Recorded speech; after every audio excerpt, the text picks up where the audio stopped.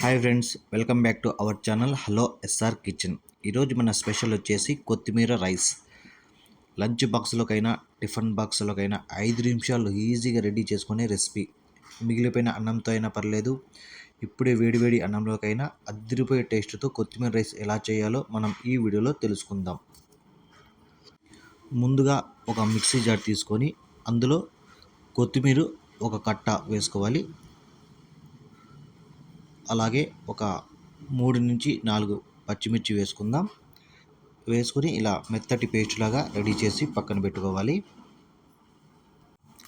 తర్వాత కడాయి పెట్టుకొని stove on చేసి ఒక 3 నుంచి 4 స్పూన్ల ఆయిల్ వేసుకోవాలి. ఆయిల్ వేడైన తర్వాత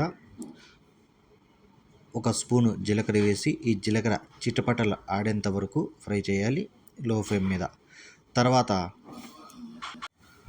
ఒక చిన్న ఉల్లిపాయని ఇలా చిన్న ముక్కలుగా కట్ చేసి వేసుకోవాలి.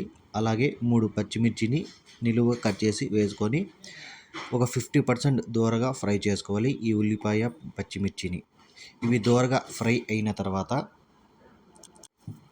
ఒక రెమ్మ కరివేపాకు వేసుకోవాలి. వీటిని ఒక 10 సెకండ్లు ఈ కరివేపాకు ఫ్రై అయిన తర్వాత కొత్తిమీర పేస్ట్ని అయితే వేసుకోవాలి.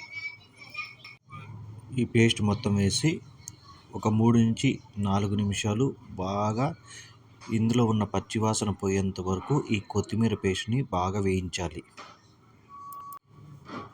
ఈ కొత్తిమీర పేస్ట్ బాగా వేగి మనకి ఆయిల్ అనేది సపరేట్ వస్తుంది. అప్పుడు చిటికెడు పసుపు,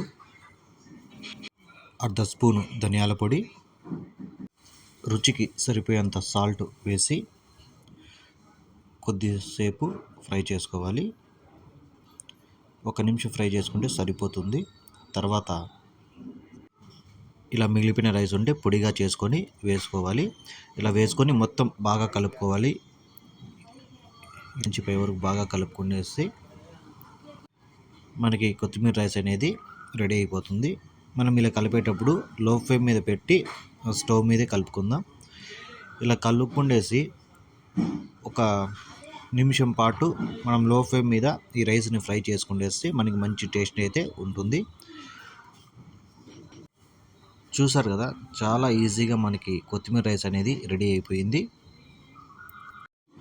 మిగిలిపోయిన రైస్తో అయినా వేడి రైస్తో అయినా ఎలాగైనా చేసుకోవచ్చు. మనకి కొత్తిమీర రైస్ అనేది లంచ్లోకైనా టిఫిన్లోకైనా అదిరిపోతుంది. ఈ రెసిపీ కానీ మీకు నచ్చితే ఒక లైక్ చేయండి, అలాగే షేర్ చేయండి, నా ఛానల్ని సబ్స్క్రైబ్ చేసుకోండి.